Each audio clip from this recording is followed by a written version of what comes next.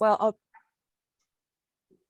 I'll briefly take off my mask to introduce myself. I am in the office and being extra cautious, so I'll probably try to keep my mask on to some degree, but my name is Elizabeth Schmitz, and I'm the Environmental and Sustainability Education Program Supervisor at the Office of Superintendent of Public Instruction.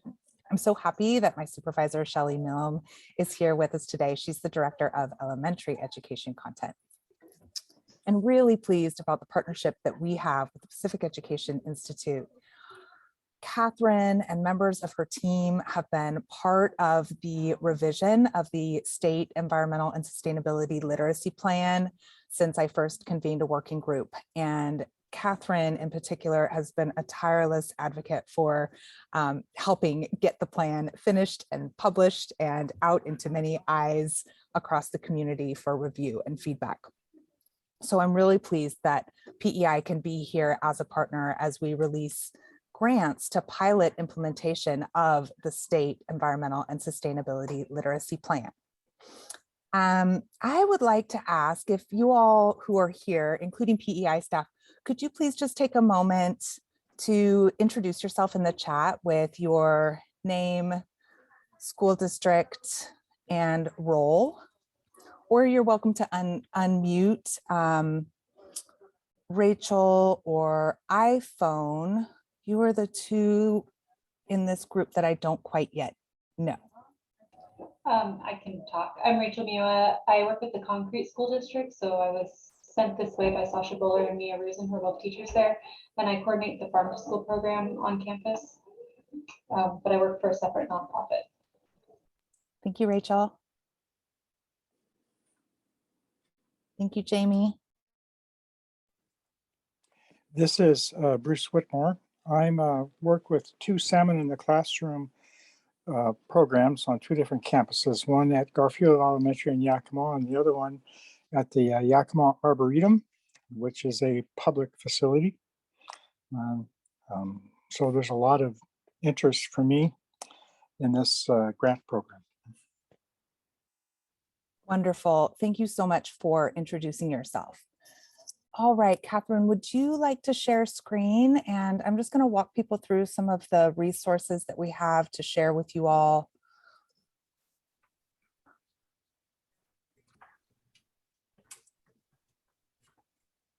Hi, Tiffany. Do you mind to remind me what district you're with? Oh, I'm not muted. I'm with Riverview. Thank you. Sorry, I'm a couple minutes late. I have a sick daughter at home today, so. Oh, I'm sorry your daughter's sick, and we're really glad you're here. Thank you. No need to apologize. Thank you. Thank you for having this. Yeah, really glad you're here. All right, so we're just going to briefly go through some resources. First, starting with our website, the Environmental and Sustainability Education website on the OSPI home. And so if you look on the left-hand side on the student success bar, you can see that there are these resources by subject area drop-down arrows, and then there's a link for environmental and sustainability. And underneath environment and sustainability is the Environment and Sustainability Literacy Plan. So if you hear me refer to ESE, that's an acronym for Environmental and Sustainability Education. And the acronym for the Environmental and Sustainability Literacy Plan is ESLP, but I try not to do too much acronym speak. So the first environmental literacy plan was released in 2011, and we had a long review process. It actually took a couple of years with the pandemic happening, and just got it published last week on our website. So you can view the full PDF and download the PDF of the plan itself. And then there are an equally useful set of appendices. The appendices really just cite additional resources for community environmental and sustainability education, including the guidelines for excellence in environmental education from the North American Association for Environmental Ed. And so the environmental literacy plan really has a goal of ensuring that every student is environmentally literate when they graduate from high school. And environmental literacy is defined in the plan, but essentially we want our students to know and understand what environmental problems and issues are in their communities. We want them to have a sense of place and connection to place in their communities. We want them to have a sense of their own values and beliefs about environmental problems and issues in their communities. And we want them to feel empowered to be agents of positive change in their communities, to take personal action and to support community action that will ensure a healthy, clean, prosperous environment for future generations. So that's the aim of the plan. The plan also helps articulate how we can go about implementing our state environmental and sustainability education standards. So the pilot grant project, if you want to switch over, Catherine, to your website, these grants are intended to support implementation of the environmental literacy plan at a school or district level. We are requiring that districts apply. It is perfectly all right if a district wants to apply and they have a specific school in mind that they want to start with, but we really want to know through the application process that a school superintendent is on board with this project and will support this project. So that's why we're requiring districts to apply for the funding.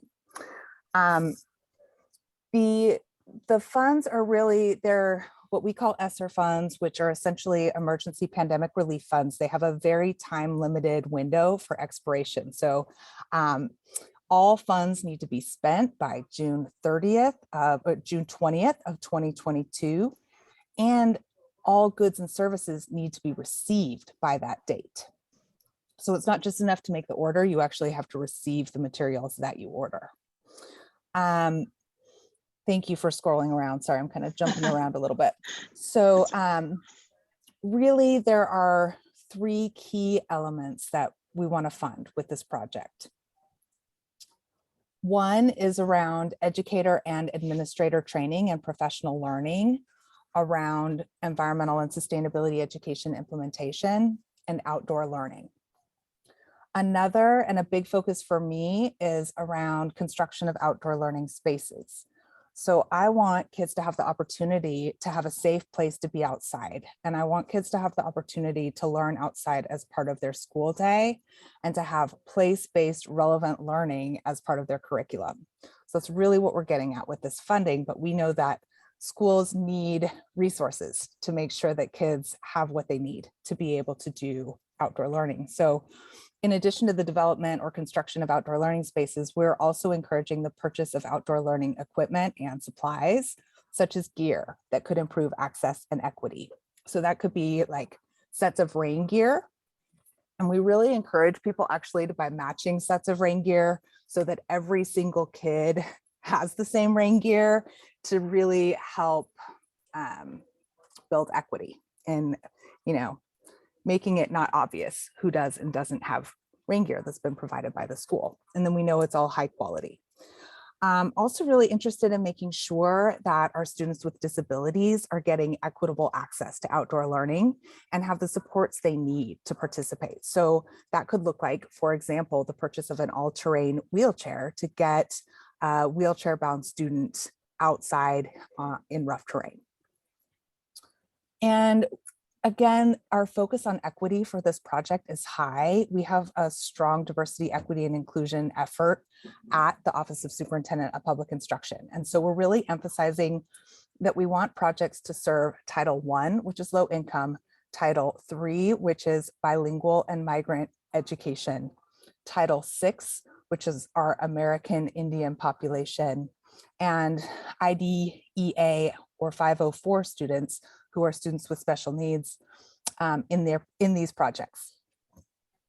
This is open to K-12 projects. However, I am housed over in the elementary education side, so I'm strongly encouraging early childhood and elementary projects, but especially for small campuses that might share learning space, any kind of K-12 project is welcome. And we do have an emphasis on providing career pathways for youth, especially youth of color or youth with special needs. And so If this can support that through K-12, that's a perfectly acceptable proposal. All right, so the grant process. If you would like to apply for these funds, and I think this is somewhere on the page, but funds can be awarded in amounts ranging from $1,000 to $25,000. Oh, there it is, thank you. Then you need to complete a grant application with a budget, and the budget template is linked here on this page. You'll want to complete planning or implementation or implement your project. And I'll pause there and say, planning grants are included in this project. So if your school or district just needs time to get teachers and administrators and facilities people together to think about how to do this and what it might look like for your school, for a grade, for a district, we strongly encourage that. If you have the ability to order supplies for an outdoor classroom, but you don't have the ability to get a contractor in to build it before June 20th, it's okay to buy the supplies and not have a project built as long as the supplies are in hand. And then we're trusting that the supplies will be used for an outdoor learning space, and happy to support that project moving forward into the next fiscal year. The categories for your budget, sorry, do you want to show the grant application? And the final thing I'll say in that category is that reports are due July 15th of this year. Okay. Sorry, so Elizabeth, can I just ask a quick clarifying question about something Please. you just said? If you said that supporting construction into the next school year, can you clarify what you mean by that? Does that mean that funds could, if we buy the supplies, some of the funds could also be used to build the garden or whatever it is that we create outdoor space over the summertime or into the next year? Or are there other funds that we would then want to apply for? I'm sorry if I'm not being clear. No, you are being very clear. Okay. I think I'm probably not being clear because it's kind of convoluted. But you cannot use these funds, this round of funding, past June 20th of 2022. There will be additional funds available to support building out. It will be another competitive process unless, I mean, Catherine and I actually could talk about ways to do like a budget only grant for the next cycle for people who did planning and purchased materials, but then need further support to implement the next phase of their project. That could be very doable. I think I kind of meant more along the lines of, if you buy the materials and are seeking technical support, I'm available to assist. Does that help? Okay. All right, so you can see we tried to keep the application very short and simple. I think this is it, right? And then there's just the budget application. Yeah, so we want to make it quick and easy for you all to apply so we can get the funds in your hands because we know there isn't much time for you to actually implement the project. It's a quick turnaround time. All right, so the questions you saw in the application, they're also listed here, and then the categories for your budgets. We have some ideas. So I already mentioned outdoor classrooms. And, you know, really I want to focus on helping kids establish a sense of place and knowing their place from their school grounds. So I would much prefer to fund like a school grounds learning project or a walking kind of field trip than something that requires kids to go off site. I want them to be able to understand that the environment is where we live. It's where we go to school. It's not some special place we have to get on a school bus to go. What else? Professional learning. We know that educators, administrators, facilities teams need resources to support implementation of outdoor learning and maintenance of outdoor classrooms. So we're really happy to support your all's work to educate your teams. PEI through this grant has staff funding to help support through their organization and to help teams do the work of field STEM. And I do just want to say, like, Field STEM isn't environmental literacy, but field STEM is one way to achieve environmental literacy. So environmental literacy can be achieved through many, many pathways, and the resources that PEI offers are one of those pathways. We also are hoping to have grants out to 2 more organizations that could offer place-based educational opportunities and training, but those aren't final yet, so I'm not going to dig into the details there. All right, so I'm going to pause and see what other questions are coming up for people. Can I just share a question that we've received a lot, and it's part of the assurances. So I'm going to put this language into the chat. Like Elizabeth said, PEI is not the only organization that's capable of helping to support a district do environmental ed. There's a lot of districts or a lot of CBOs and organizations in your communities. The language that is in the chat is the language that OSPI has provided for what determines the quality. So you have, as an applicant, you need to demonstrate that you're working with an organization that understands the school systems. And maybe Elizabeth, you want, or Shelley, you want to say a little bit more about that? Sure. I think what we're looking for is evidence that community-based organizations who have this funding have the depth of experience in working with schools, districts, educators, and administrators to really respond to questions or concerns as they arise. We want our partners to understand the learning standards, in particular, next generation science standards, environmental and sustainability education standards, and how to integrate outdoor learning. For this grant, I'm actually really focused on the interdisciplinary work that can happen with outdoor learning, environmental sustainability ed, social studies standards, and the since time immemorial curriculum, along with the next gen science standards, because there's such a strong connection between understanding where we live, understanding how natural resources, economy, and environment all kind of work together, and then understanding the community systems and social systems, how they all interact, our role as community members and engaged people in society. Catherine, does that help?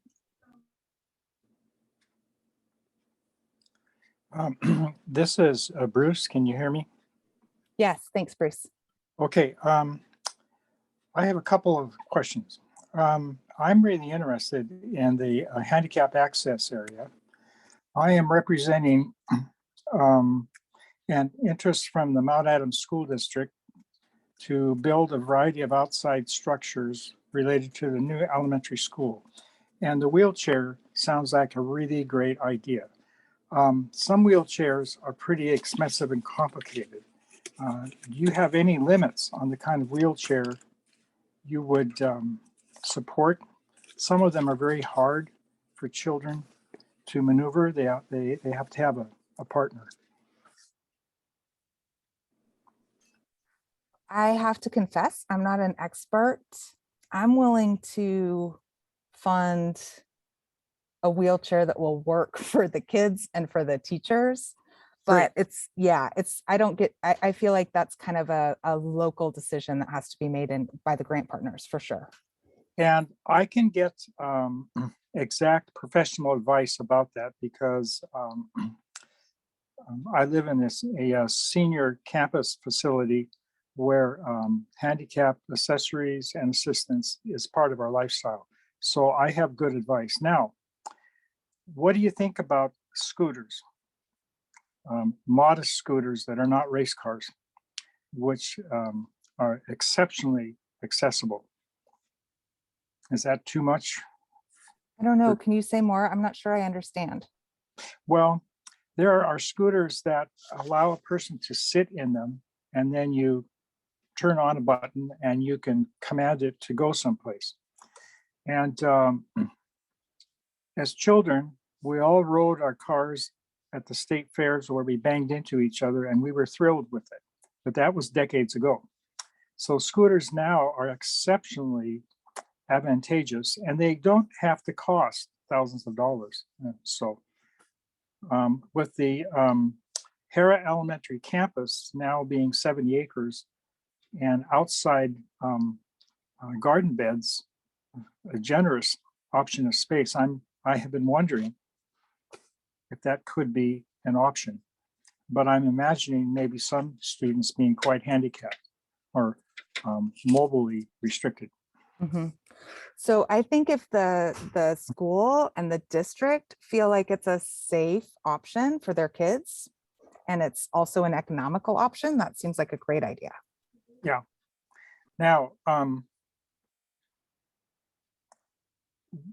would this grant allow a structure to be built outside like a greenhouse? Yes, yes, we're happy to fund greenhouses, rain gardens, any kind of outdoor learning environment. I know a greenhouse is kind of indoors, but it really provides great Well, opportunities for year round. So for sure. yeah, well, the greenhouses I'm thinking of have to be outdoors, and they fit in with the culture that is represented on the Yakima Nation, because there is a strong attachment and association with native plants. And the greenhouse that I've located is easily within your budget grant. And that would really be a correct, secure, and isolated environment for growing culturally appropriate plants. Okay, thank you. Awesome. Great, thanks.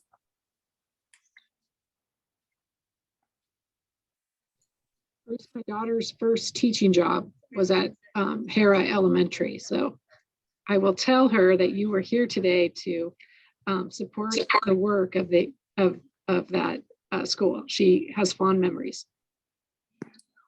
They have a wonderful salmon tank out there, and the attitude is exceptional. Actually, Bruce, I had a request from one of our STEC schools. I'm hoping to help fund their expansion of their salmon hatchery projects. Go ahead, Tiffany. So I was going to ask, since Bruce is asking a specific question about a grant too, I wanted to see if this would work.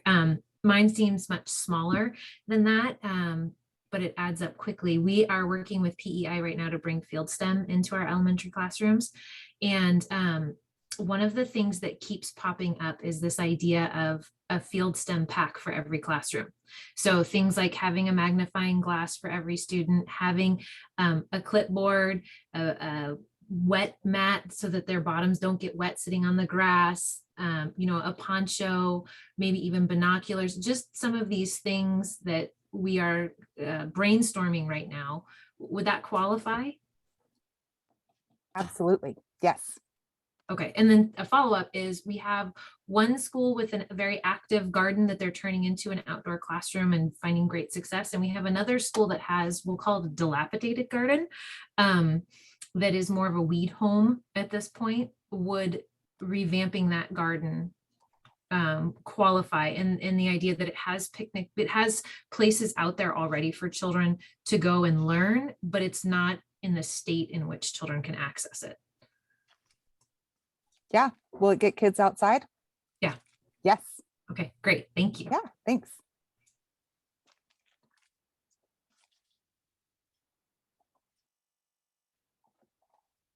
Great questions. I appreciate them.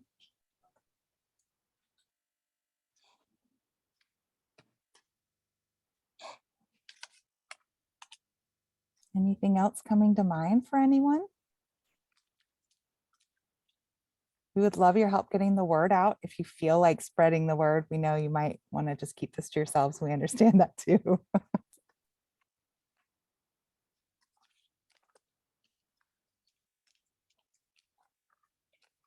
Okay, well, we're going to hang on here until 3:30 in case people jump in who couldn't join sooner, but I don't want you to feel obligated to stay. We are recording. Catherine's tracking the questions as they're coming up and putting them into a frequently asked questions document that we'll post after tomorrow's webinar. So those answers will be there for you and any others that might come up between now and the end of tomorrow's webinar. Okay. Catherine, go ahead, Bruce. This is Bruce again. Learning equipment. I like to have microscopes and magnifying glasses when I am teaching or when I'm training other teachers or other volunteers to do something. Is it appropriate to purchase things in this broad range of magnification, but not necessarily have to keep them outside? Because it's essential to take handheld magnifying glasses or a certain kind of stereoscopic microscope outside to study the cellular structure of the plants, but maybe at 10 magnifications.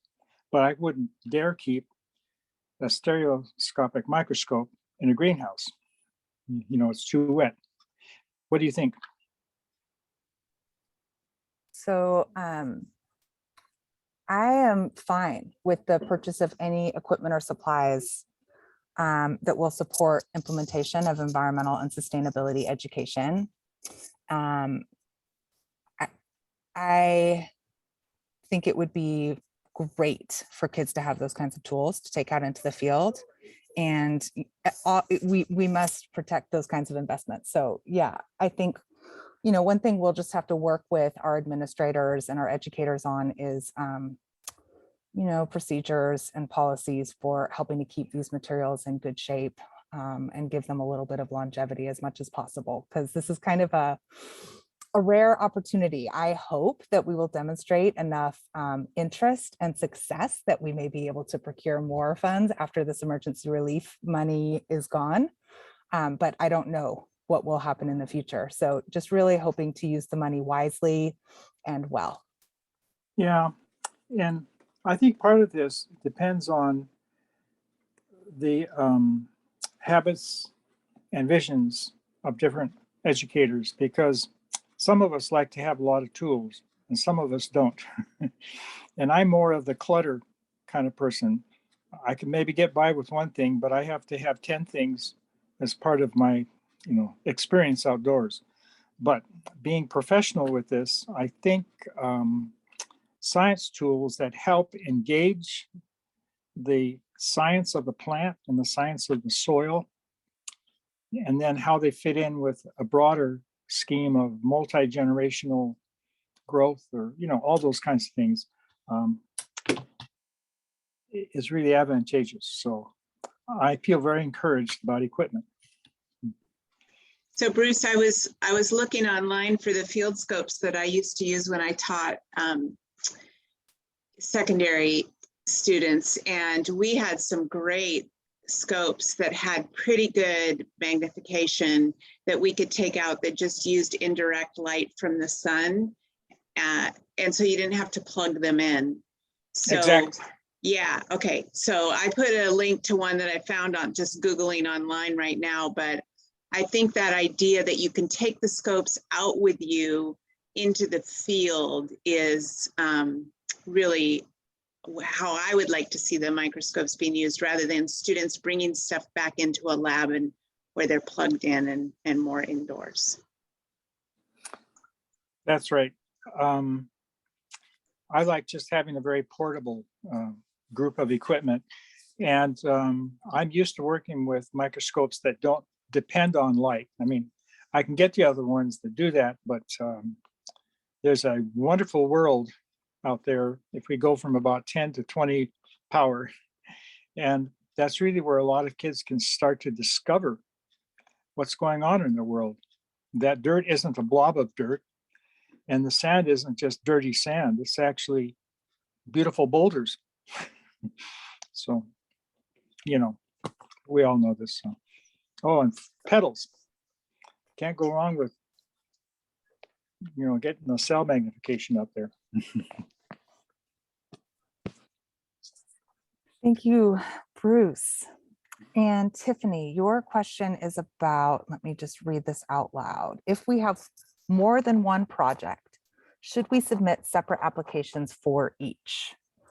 I think this is a kind of a multifaceted answer.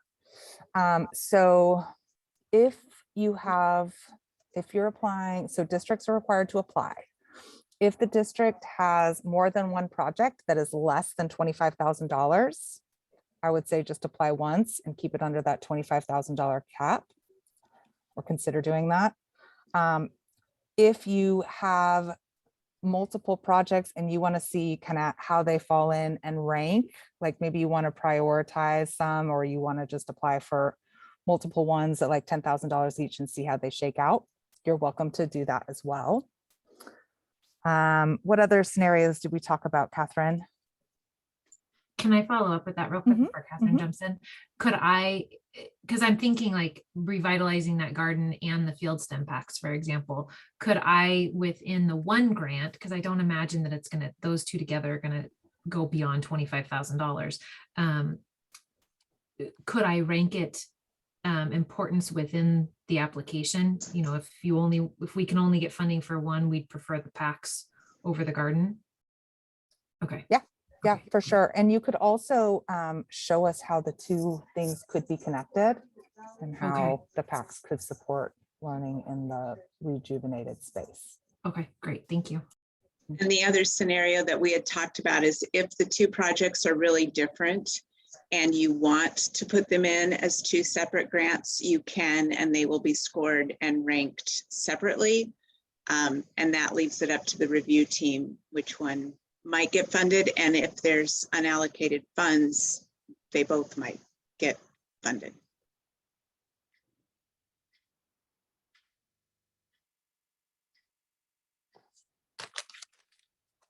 So sorry, just to like make sure I'm on the right track, I'm thinking maybe we have a thriving school garden, but I'm thinking we would like to include more perennials and head towards a native plant garden, which would make connections with social studies and indigenous foods.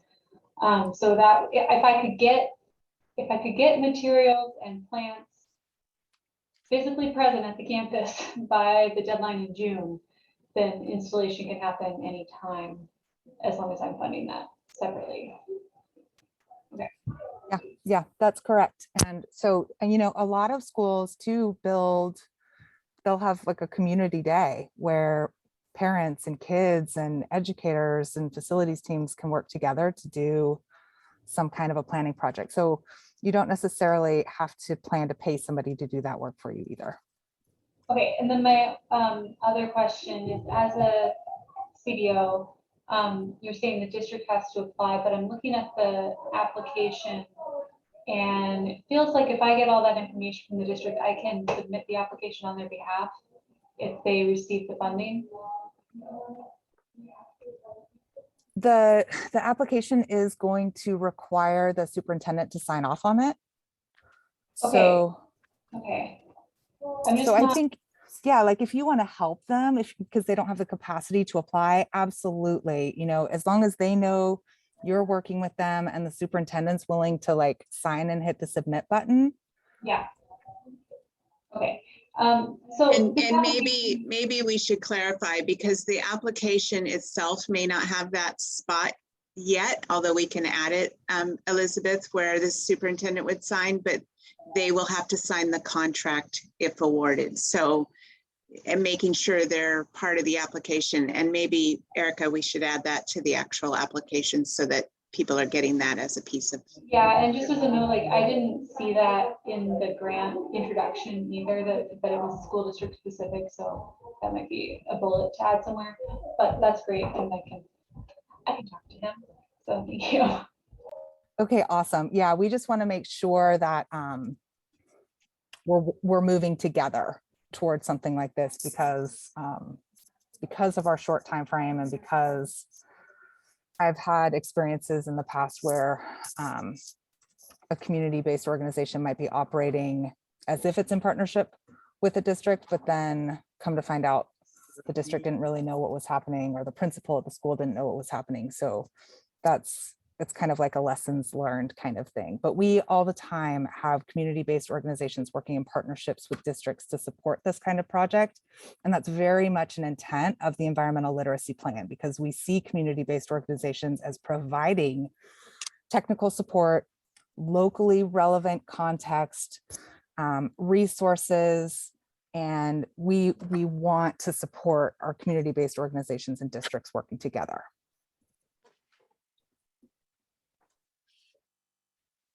So Rachel, if you run into any tech, like if you need any support, just feel free to reach out.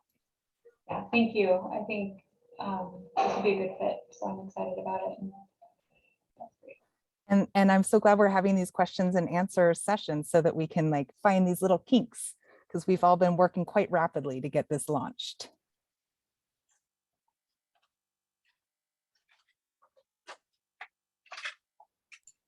How often will you review applications? I know it said on there that it's a rolling basis and the first one is going to be on the 31st. Assuming the funds aren't all allocated in that first one, we're going to try and hit that deadline. But what would the next deadline be? We had a series of dates all set up and they were about every 2 days. It will depend on how many applications are coming in, but I expect that it'll be 2 or 3 days, 3 at the most. We need to get this money out to you all so that you can, we need to get you the award so you can go spend the money, because you have to spend the money and then request reimbursement, right? So we need to get this process going as quickly as possible. So it'll be relatively frequently, but I can't give you exact days right now. Yeah, I should say that this is a reimbursement-based project. So because it's coming through iGrants, that means the schools have to purchase, then they request Catherine for reimbursement, then Catherine forwards it to me, and then, you know, we send it to her, then she sends it back to the district. So that's a little bit about how it'll work. Do you know the timeline on that? Because my boss was supposed to be here with me today, but she couldn't. So I've been tasked to get all of the details. Yeah, we do checks middle of and end of every month. So potentially you could apply for reimbursement in May and then again in June. I guess that's kind of what we were thinking, is people would maybe do it twice just to keep our time and energy focused around that. So maybe by the 20th of May and then by the 20th of June, we would have those requests in.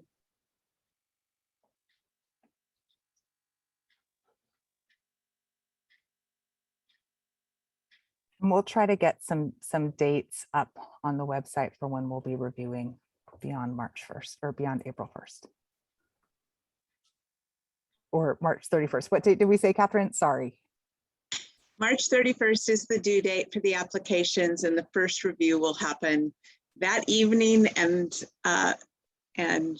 maybe on the 1st if needed, and depending on how many applications we get, so that we can award the first round. Hopefully we'll be able to let people know by Monday. And then if there's still funding left, we will keep it open. And if there's not, the website will indicate that the grant's closed.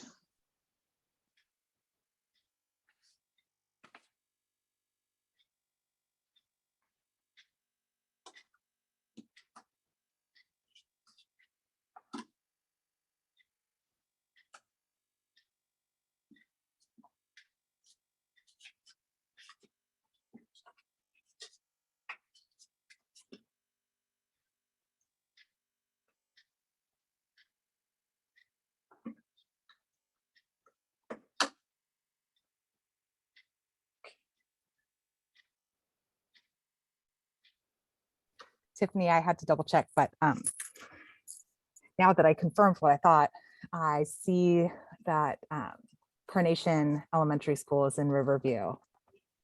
And so I just wanted to say how proud we are, how proud we at OSPI are of the work of Carnation Elementary. I got to visit as part of the Green Strides tour when the U.S. Department of Education came for their Green Ribbon Schools tour. And the level of integration that's happening there with the local tribe, the Snohomish, is that right? And the rain garden, the salmon in the classroom. There are so many things happening at Carnation that would make great replicable projects within your district. That would be another thing, another path to consider.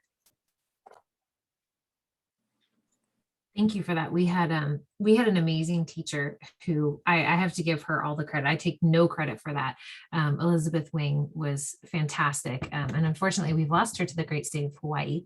But a lot of her work still carries on. And so I have the rain garden in here. I have to go and see if there's anything that needs to be revamped, or if there's something that we can add to it. That's on my list of things to take a look at as possibilities. So thank you. Thank you for that shout out.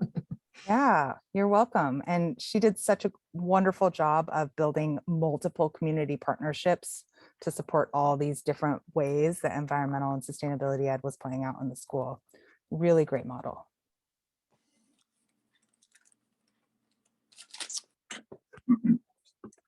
This is Bruce. Got another. Go ahead, Bruce. I was just going to say how sorry I am to hear that Elizabeth is now in Hawaii, but really, I mean, who can blame her? So, okay, go ahead, Bruce. Yeah, Hawaii, that's another discussion. Okay. I have had very exactly outstanding success with having grow lights in a classroom on some of my empty cupboard shelf space. But they can work in a greenhouse, but there's things that could be done with them in the classroom and then coordinated to outside studies and movement. And it all fits in with the ideas of, in general, the entire plant science, roots, stems, cellular structure, all kinds of things. Do you think this grant could support grow lights being purchased to be used inside a room, as well as, of course, the equipment for a greenhouse outside? I think it could. It would be good to see kind of a through line as to how the different kinds of learning would be connected in the application. I'm all for helping teachers have the supplies they need to be able to get kids to have a sense of interest in science and identity as scientists and engineers. And so for me personally, like being outside is way more engaging than being inside, but I know that's not true for every single student. And so it's all about creating opportunity and options for our educators and our students. Yeah, my grow lights were really for temporary projects because you can't grow. I don't care what people say, you can't grow a plant for very long on a grow light. But you sure can't grow a tomato and have it turn red and up this far north without a grow light. Yeah, so outside is optimum, but I just found it convenient in some setting with how I could engage exploration and independent inquiry with a messy tray of soil and roots on the side of the classroom, versus other things I could do outside, so anyway, I didn't think about that until this conversation today. And Catherine, I see you unmuted. Well, I just was going to encourage applicants to consider the priorities that have been mentioned, because when the review team is scoring the grants, they're going to be looking at how are you meeting those special populations? How is this systemic and sustained in your district? How is this getting kids outdoors? And so you might want to, they're not going to know the specifics of things unless it's clear in the grant application. And we specifically tried to limit the number of words because we want this to be a simple process that districts can get in quickly. So just keep in mind that the reviewers aren't going to know who you are or about your projects, and they're going to be scoring these based on the priorities and the focus that's listed. And I thought of another example too of indoor learning that's pretty relevant to environmental and sustainability education. It can be done indoor or outdoor, but composting is one of those things, right? And so if a school wants to develop a composting program, a big chunk of that would happen in their cafeteria. They might want worm bins in their classrooms. They might set up a big composting bin outside and need like garbage cans on wheels to move the compost around, all kinds of different resources that would be both indoor and or outdoor. So waste reduction is really a sustainability principle, and I'd love to support that kind of a project too. But really, when I applied for these funds, I was thinking about kids being squished in classrooms during COVID. So not only was I hoping to create, the mental, physical, and emotional benefits of time outside, but also to relieve some of that pressure from kids being squished in a classroom during a pandemic.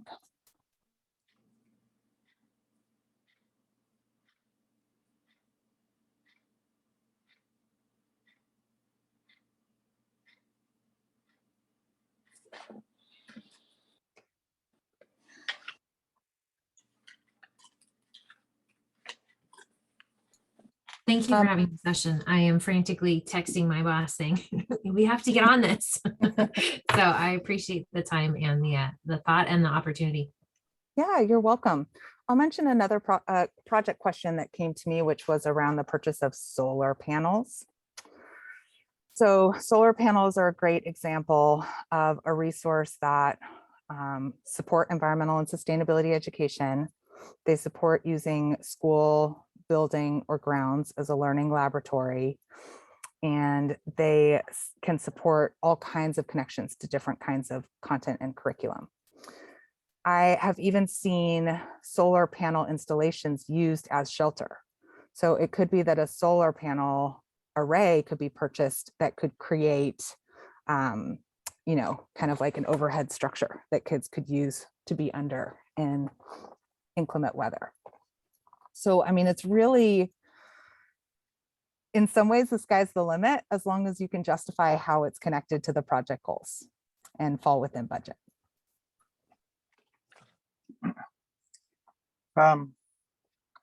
Bruce again.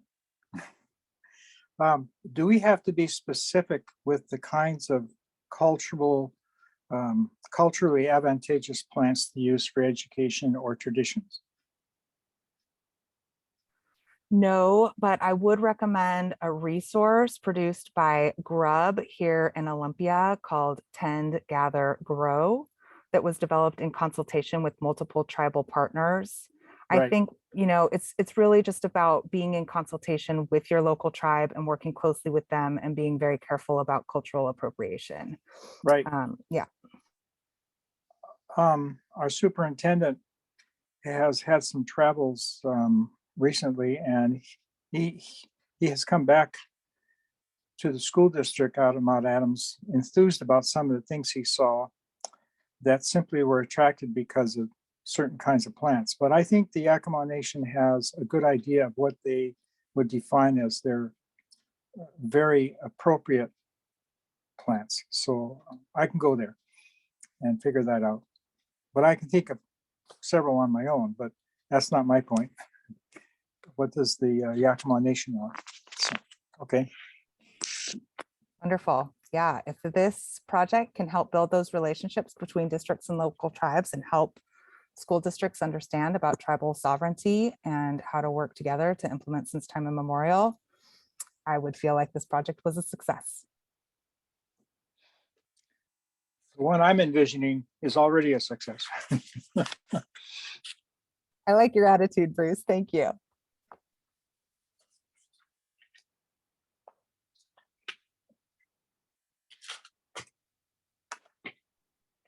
I'll make sure I'll drop my email into the chat. It's also probably somewhere in Catherine's materials, but make sure you all have it, and feel free to reach out to me with any questions about this project, or just generally if you're wanting to engage more in this work and I can support you, I'm happy to do that.